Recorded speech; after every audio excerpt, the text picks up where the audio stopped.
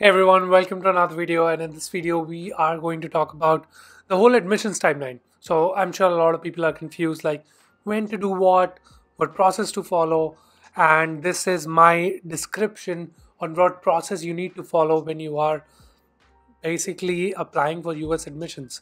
So I've put together a Miro board. A Miro board is basically like a whiteboard where you can write everything down. And let me show you what I'm talking about here.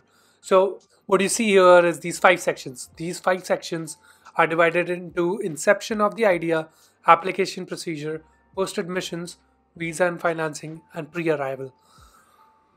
I have marked it green, red, yellow, red, and green because green is like when things are easy, red is when things are hot and you need to worry more, yellow is when you relax a little bit, and then green is again more relaxed.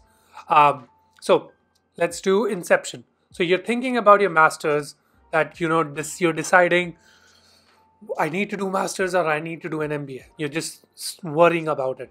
You're deciding which country to study in. It could be US, Canada, any of the EU countries, or Australia. You're researching on US universities. In this case, we'll just do US, okay? Because I know most of the things about the US universities and the application procedure. So you research more on US universities and the US education. Once you have researched about it, you realize that you have to take exams. You have to prepare a statement of purpose. You have to apply for different universities. You have to do a lot of things. You start with your GRE GMAT preparation. First, you take a GRE mock test to see how much under the water you are, or how much preparation you have to do. You take the GRE mock test, then you start your shortlisting process, university procedure. Because you're taking your GRE mock test, you know how much you might score. If you're waiving off GRE, take this whole section off. But you'll still have to shortlist universities. Along with shortlisting universities, also have to do statement of purpose, letter of recommendations from professors, from employers. You'll have to get all of these things. So once, if you are doing a GRE GMAT preparation, let's say you give 12 weeks to that, you take your GRE exam, and then after that you take your TOEFL exam. TOEFL and IELTS is mandatory, so even if you're not doing GRE, you'll have to do TOEFL. The reason why I put these one by one is because GRE exam, shortlisting universities, statement of purpose, letter of recommendation, all of these factors or all of these things will go hand in hand.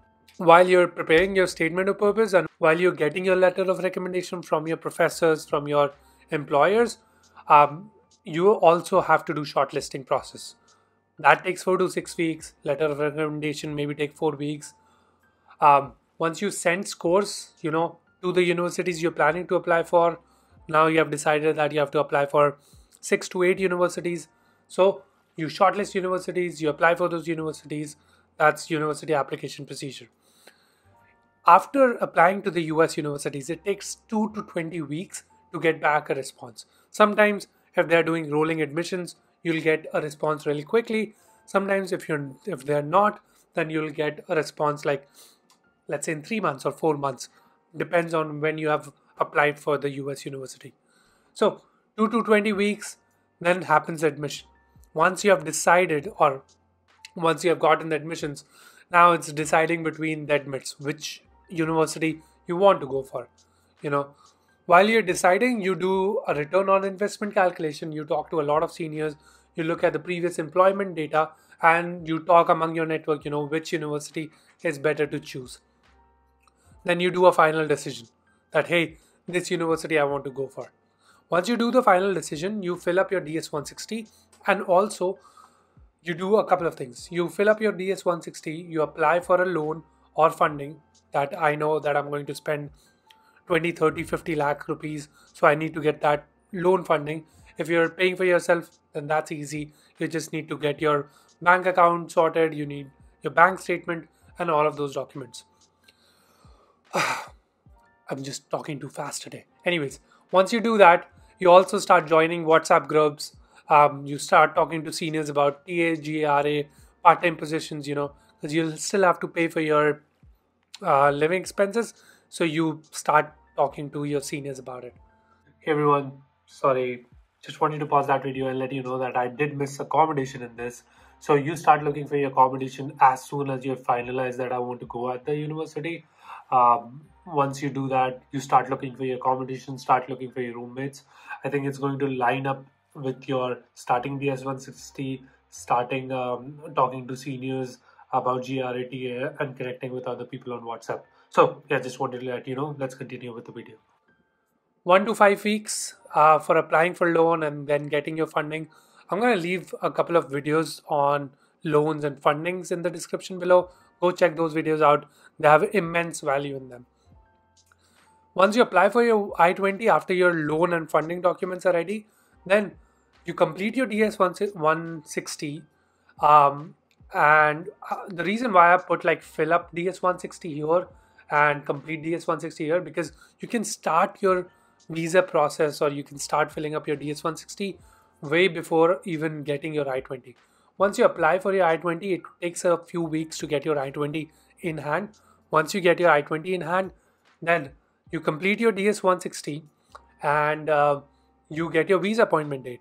You cannot get a visa appointment date 120 days prior to joining your university. So let's say I'm joining 1st of September. So that's June, July, August, September. So I'll have to wait or May, June, July, August. So in these months, I can get a visa date. So that's why I've written 120 days prior to join date. I get my visa appointment. I do my biometric and my visa interview and I get my visa. Congratulations, you have gotten visa. The hardest thing of this process is done. I think a lot of people feel like more than the application, the visa process is more difficult. Once you get done with your visa interview, your biometric and everything, you have gotten the visa. Now you can start booking your airlines. You can start packing. You can start collecting docs. You can spend your time with the family. The reason why I have not put any dates here is because it doesn't make sense. Like some people apply for visa earlier, some people apply for visa later, some people apply for their fundings earlier, some people apply for their fundings later. It really varies. It all depends on which university you're going for, when you're getting your admits, when you have applied to the university. So it's a lot of variable when it comes to this stuff. So you do all of these things and then you make it to the US. So pre-arrival, that's basically your timeline in a quick nutshell. I hope that you find this useful. I hope now you know what you need to do and when you need to do, sort of in an order. If you need, I'm gonna send you a PDF or I'm gonna link a PDF down below for this whole journey. Thank you so much guys for watching this one. I hope you find this useful. I'm gonna go. Have to go to work.